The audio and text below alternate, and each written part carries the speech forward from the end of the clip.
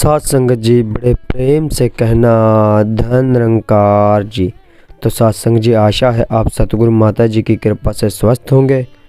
तो साथ संगत जी दास आज आपको एक कहानी सुनाएगा जिसका शीर्षक है कहाँ छुपी हैं शक्तियाँ। तो आप सभी संतों के चरणों में प्रार्थना है इसे लास्ट तक जरूर सुने। तो साथ संगत जी एक बार देवताओं में चर्चा हो रही थी।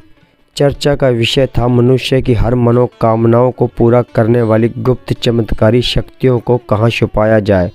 सभी देवताओं में इस पर बहुत वाद विवाद हुआ। एक देवता ने अपना मत रखा और कहा कि इसे हम एक जंगल की गुफा में रख देते हैं। दूसरे देवता ने उसे टोकते हुए कहा नहीं नहीं, हम इसे पर्वत की चोटी पर छिपा देंगे। तो सत्संग जी उस देवता की बात ठीक पूरी भी नहीं हुई थी कि कोई कहने लगा ना तो हम इसे कहीं गुफा में छिपाएंगे और ना ही इसे पर्वत की चोटी पर, हम इसे समुद्र की गहराइयों में छुपा देते हैं, यही स्थान इसके लिए सबसे उपयुक्त रहेगा।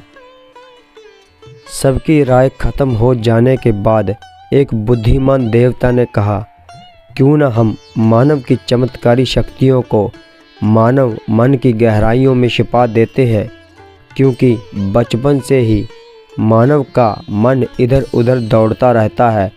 मनुष्य कभी कल्पना भी नहीं कर सकेगा कि ऐसी अद्भुत और विलक्षण शक्तियाँ उसके भीतर छुपी हो सकती हैं और वह इन्हें संसार में खोजता रहेगा। अतः इन बहुमूल्य शक्तियों को हम उसके मन की निचली तह में छिपा देंगे। बाकी सभी देवता भी इस प्रस्ताव पर सहमत हो गए और ऐसा ही किया गया। मनुष्य के भीतर ही चमत्कारी शक्तियों का भंडार छुपा दिया गया। इसलिए कहा जाता है मानव मन में अद्भुत शक्तियाँ निहित हैं। तो सत्संग जी इस कहानी का सार यह है कि मानव मन असीम ऊर्जा का कोश है। इंसान जो भी चाहे वो हासिल कर सकता है। मनुष्य के लिए कुछ भी असाध्य नहीं है।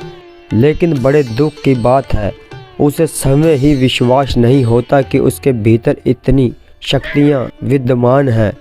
अपने अंदर की शक्तियों को पहचानिए। उन्हें पर्वत गुफा या समुद्र में मत ढूंढिए बल्कि अपने अंदर खोजिए और उन शक्तियों को निखारिए। हथेलियों से अपनी आँखों को ढककर अंधकार होने की शिकायत मत कीजिए। आंखें खोलिए, अपने भीतर झांकिए और अपनी अपार शक्तियों का प्रयोग कर अपना एक सपना पूरा कर डालिए। तो सत्संग जी हमें इस कहानी से यही शिक्षा मिलती है कि हमें अपने सारे काम करते हुए इस सतगुरु की महिमा का भी गुणगान करना है।